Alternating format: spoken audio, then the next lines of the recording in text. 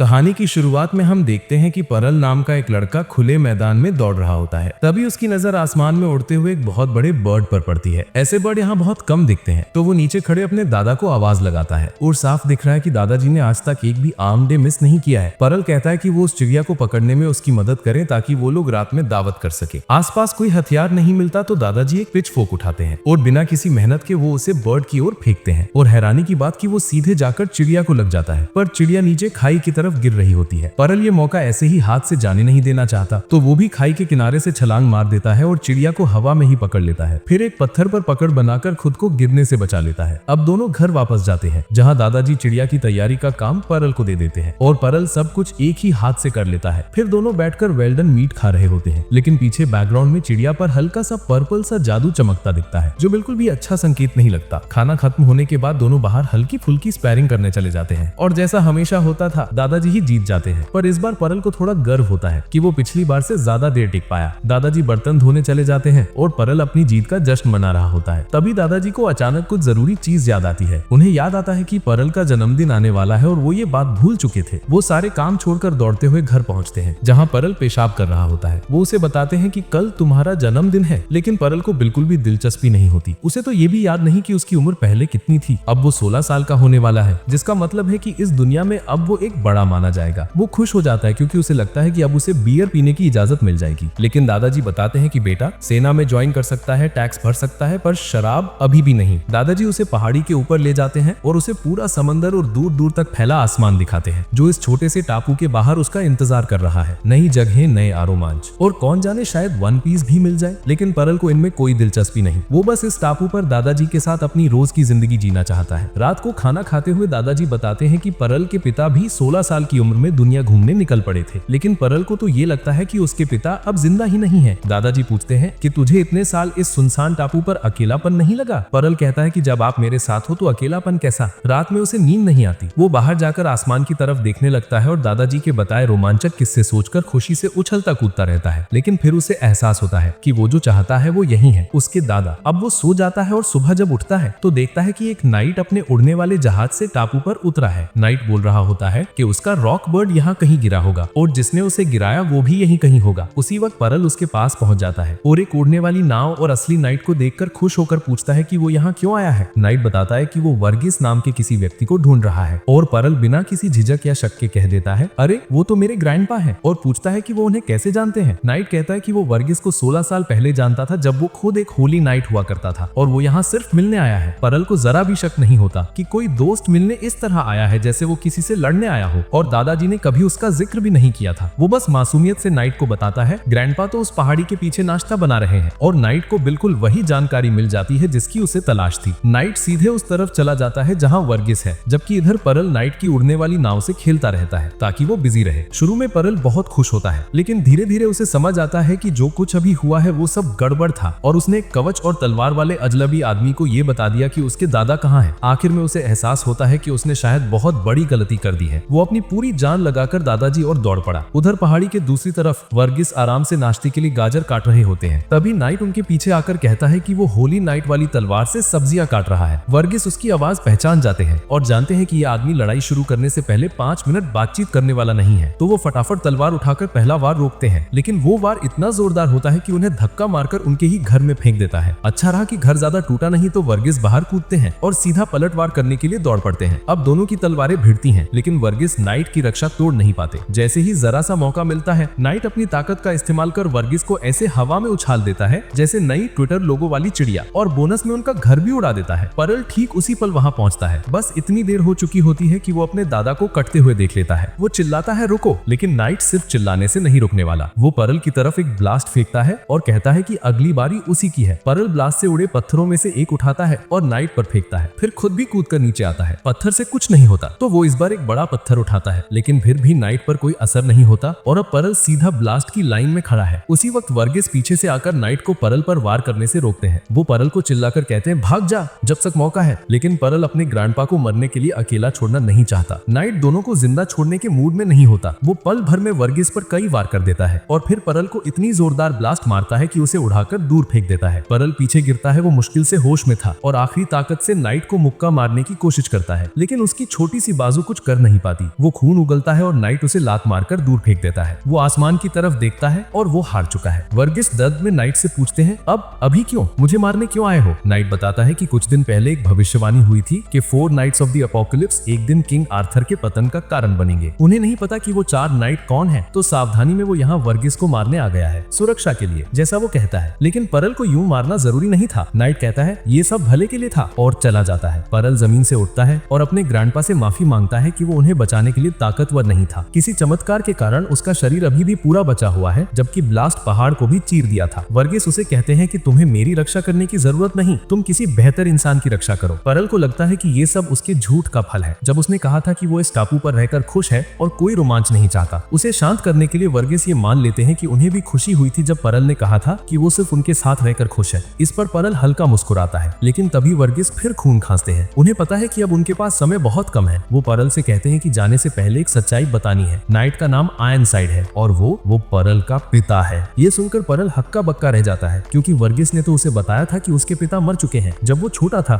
और भाई कौन सा बाप अपने ही बेटे को 4 टुकड़ों में काट देता है सिर्फ सावधानी के लिए? ये पूरी कहानी अभी बताने के लिए बहुत लंबी थी। तो वर्गिस परल से कहता है कि अगर उसे सच जानना है तो आयरनसाइड को ढूंढना ही पड़ेगा। वो माफी मांगता है क्योंकि अब परल को पहली बार अपना नया सफर अकेले ही शुरू करना होगा। ये मुश्किल जरूर होगा, लेकिन वर्गिस जानता था कि उसने परल को इतना मजबूत बनाया है कि वो सब संभालेगा। अगले दिन परल उठता है और अपने ग्रैंडपा की लाश को देखता है। उसके अंदर दुख की एक गहरी लहर दौड़ रही थी। वो उन्हें दफनाता है और अंदर से बिल्कुल खाली हो जाता है, क्योंकि उसकी पूरी दुनिया एक ही पल में टूटकर बिखर गई थी। घर की टूटी फूटी चीजें ठीक करते हुए वो एक मेज के नीचे रखा डब्बा पाता है। उसमें नए कपड़ों का एक सेट होता है जो वर्गिस ने कई रातें जगकर परल की आने वाली यात्राओं के लिए सिल कर रखे थे। कुछ दिन गुजर जाते हैं। परल अपने ग्रैंडपा के लिए एक छोटा सा स्मारक तैयार कर लेता है। सफर पर निकलने से पहले वो हेलमेट पहनता है, केप पीछे फेंकता है और अगले ही सेकंड उसी केप पर ठोकर खा जाता है। परल उस ऊंचे टापू से नीचे उतरना शुरू करता है, पर पूरा दिन चढ़ते उतरते निकल जाता है और वो बादलों के नीचे भी नहीं पहुंच पाता। थोड़ी और मशक्कत के बाद आखिरकार वो जमीन देख पाता है। खुशी में वो चट्टान से हाथ छोड़ देता है और सीधे नीचे गिरते हुए एक अजीब से जीव के पास जा टकराता है। परल उसे देखता है। उसे इस तरह का कोई जीव अपने टापू पर कभी नहीं मिला था। वो अपना नाम बताकर कहता है कि वो उस ऊंचे टापू से नीचे उतर कर आया है और ऐसी जगह ढूंढ रहा है जहाँ बाकी लोग रहते हो। लेकिन वो जीव एक भी शब्द नहीं समझता और चुपचाप आगे निकल जाता है। परल पीछे पीछे चलता है तो वो जीव डरकर भागने लगता है और भागते भागते उसे एक स्ट्रीट परफॉर्मर ग्रुप तक ले आता है। ग्रुप का लीडर कैट्स कागज को हवा में उछालकर उन्हें आग में बदल देता है। एल्वा एक रिंग में बंदर को गायब करने का जादू दिखाती है। कैट्स अब आखिरी आदमी को अपना ट्रिक करने को कहता है, लेकिन वो कहता है कि यहाँ कोई देखने वाला नहीं तो क्यों मेहनत करे। लेकिन उसी वक्त परल वहाँ पहुँचता है और उनकी परफॉर्मेंस देखकर पूरी तरह दंग रह जाता है। सब लोग सोचते हैं कि ये बच्चा यहाँ जंगल के बीचों बीच आखिर आया कहाँ से। परल उनसे फिर जादू दिखाने की जिद करता है। डॉनी मौका देखकर बोलता है, चलिए ट्रिक दिखाते हैं, लेकिन पैसे लगेंगे। परल को पैसे का मतलब भी नहीं, क्योंकि उसने अपनी जिंदगी एक ही टापू पर बिताई है। डॉनी बोलता है, ठीक है, ट्रिक के बदले तुम्हारा सामान रख लेंगे। और फिर वो ट्रिक करके पैराल को हवा में उड़ाता है। ये देखकर पैराल खुशी से फूला नहीं समाता। पर उसी दौरान डॉनी बाकियों को गाड़ी में बिठाकर पैराल का सामान चुपके से लेकर भाग निकलता है। बाकी लोग उसे रोकते हैं कि ये सही नहीं है और एक बच्चे को जंगल में अकेला छोड़ना और उसका सामान ले जाना काफी घटिया हरकत है। डॉनी को भी एहसास होता है कि उसकी हरकत उसे सीधा जघन्यसाई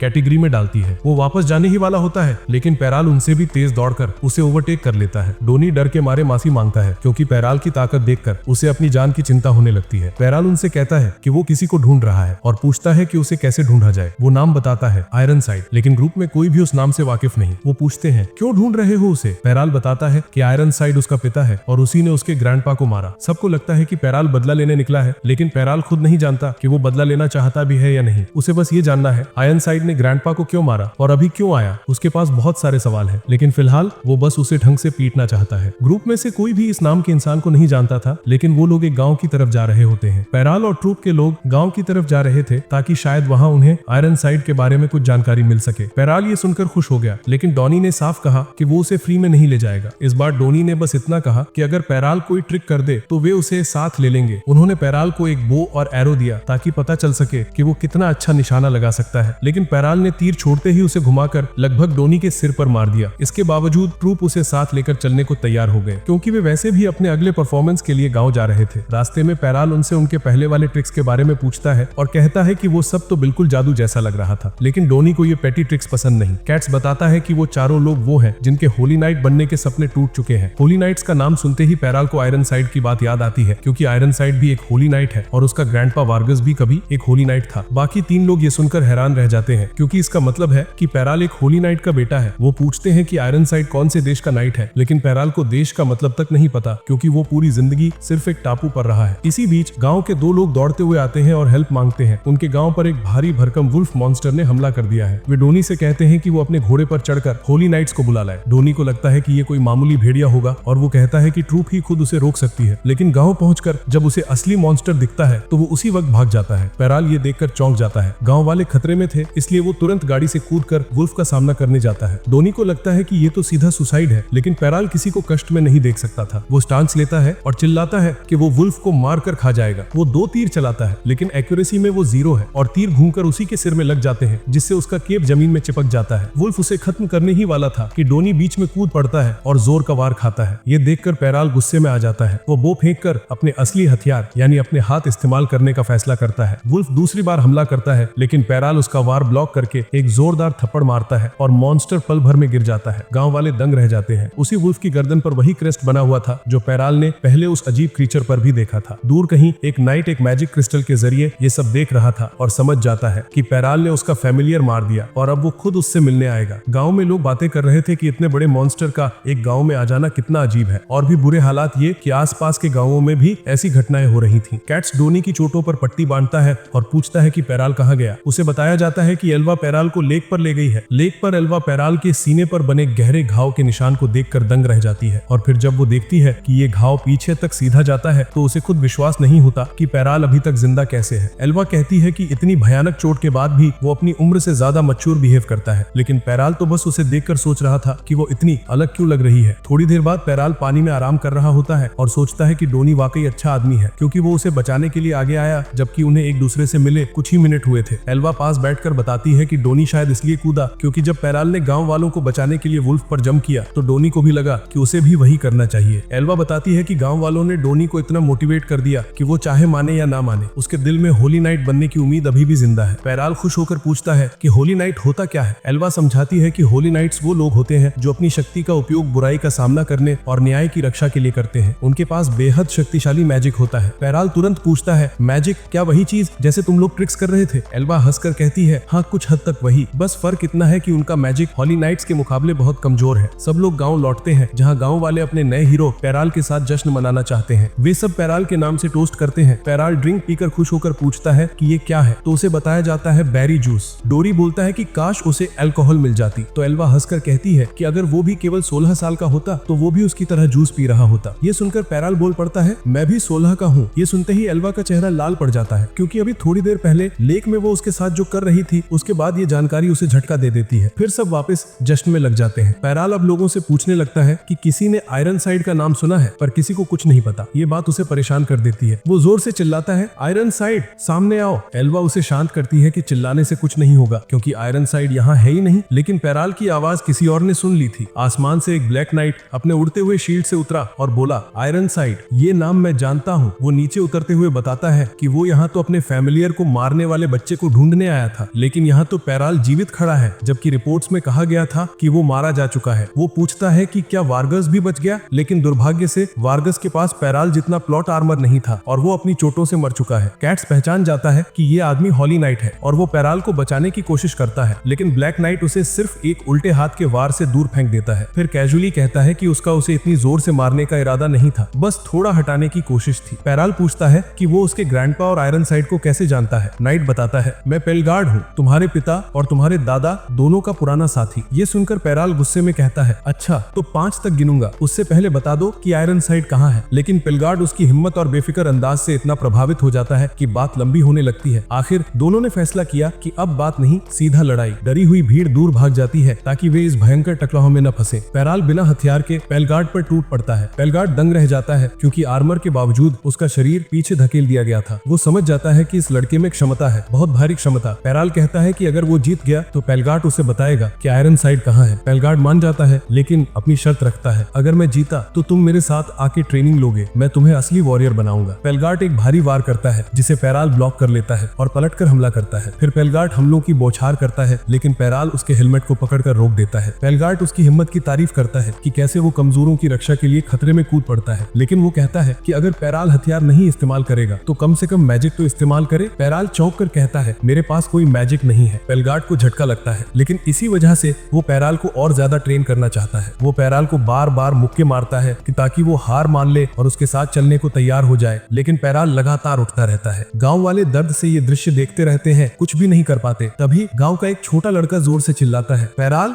हार मत मानो। उस एक आवाज से पैराल के अंदर कुछ जाग उठा। उसके शरीर से ऊर्जा की लहर निकलती है। पेलगार्ड चिल्ला उठता है, तुमने मुझसे झूठ बोला, तुमने कहा तुम्हारे पास मैजिक नहीं है, लेकिन ये तो मैजिक ही है। पेरिल और पेलगार्ड दोनों इस अचानक हुई घटना से हैरान थे। पेरिल अपने हाथों से निकलती हुई चमकती रोशनी देखकर घबरा जाता है। वो बेतहाशा हाथ झटकने लगता है और गलती से पेलगार्ड को ही एक जोरदार वार मार देता है, जिससे वह जमीन पर गिर जाता है। डॉनी चिल्लाकर कहता है कि शायद ये रोशनी ही पेरिल की मैजिक पावर है। ये सुनकर पेरिल थोड़ा शांत होता है। पेलगार्ड उठकर खड़ा होता है और अंदाजा लगाने लगता है कि ये कौन सा मैजिक है, डिस्ट्रक्शन, एन्चैंटमेंट, हीलिंग। वो पक्का तो नहीं, लेकिन इतना जरूर समझ जाता है कि अब जब पेरिल अवेकेंड हो चुका है तो लड़ाई समान स्तर पर होगी। पेलगार्ड मुस्कुराकर चुनौती देता है, अब पूरी ताकत से हमला करो पेरिल। पेरिल तेजी से उसकी ओर दौड़ता है। पेलगार्ड अपनी मेज घुमाता है और एक विशाल फायरबॉल पैदा करता है जो सीधे पेरिल की ओर जा रहा था। पेरिल उसे आते देखकर छलांग लगाकर बच तो जाता है, लेकिन उसकी केप में आग लग जाती है। फायरबॉल रुकता नहीं, वो हवा में घूमता रहता है और लगातार पेरिल का पीछा करता है। पेलगार्ड बताता है, ये मेरा मैजिक है, ये फायरबॉल मैं जहां चाहूं वहां मोड़ सकता हूं। भागते रहोगे तो कभी नहीं जीतोगे। पेरिल समझ जाता है कि डॉज करने से कुछ नहीं होगा। वो पेलगार्ड के पीछे पहुंच जाता है और जैसे ही पेलगार्ड दूसरी फायरबॉल बनाता है, पेरिल उसे जमीन पर पटक देता है। लेकिन पेलगार्ड फ्लेम्स को कंट्रोल करता है। वो टुकड़ों में बटी आग को 6 दिशाओं में मोड़कर एक साथ पेरिल पर गिराता है। उसका पूरा शरीर आग की लपटों में घिर जाता है और उस आग की खासियत है कि वह तब तक नहीं बुझती जब तक लक्ष्य राख न बन जाए या पेलगार्ड खुद उसे रोक न दे। दोस्त चिल्लाते हैं कि पेरिल सरेंडर कर दे वरना मर जाएगा, लेकिन पेरिल आग में घिरकर भी हार मानने से इनकार कर देता है। वो अपनी मैजिक को पूरे शरीर में फैलाता है, एक इनविजिबल आर्मर की तरह, ताकि आग उसे जला न सके। पेलगार्ड दंग रह जाता है, ये तो अभी अभी अवेकेंड हुआ है और इतना कंट्रोल। पेरिल आधा जल चुका है, लेकिन अचानक उसकी मैजिक पेलगार्ड की ओर फैलने लगती है। उसकी बाह पर एक छोटा सा पेरिल जैसा मैजिक क्लोन उभरता है। फिर कई छोटे छोटे पेरिल उसके चारों ओर बन जाते हैं। ये टाइनी क्लोन्स उसके हाथ पकड़ लेते हैं और उसकी फायर मैजिक को रोक देते हैं। पेरिल अब पूरी तरह वेल डन हो चुका है, लेकिन तभी वो अपने मैजिक से खुद को हील करने लगता है। कुछ ही पलों में वो खड़ा होता है, बेहोशी जैसी हालत में, कपड़े जले हुए लेकिन शरीर बिल्कुल ठीक। पेलगार्ड हैरान होकर सोचता है कि ये कौन सा मैजिक है। वो कहता है, ये फेमिलियर मैजिक नहीं है, न एलिमेंटल मैजिक, न हीलिंग, ये शायद हीरो टाइप मैजिक है। 10,000 में एक बार जन्म लेता है ऐसा जादू। और अगर ये सच है तो पेरिल शायद वही है 4 नाइट्स ऑफ द अपोकलिप्स जिसकी भविष्यवाणी की गई थी। पेलगार्ड जानता है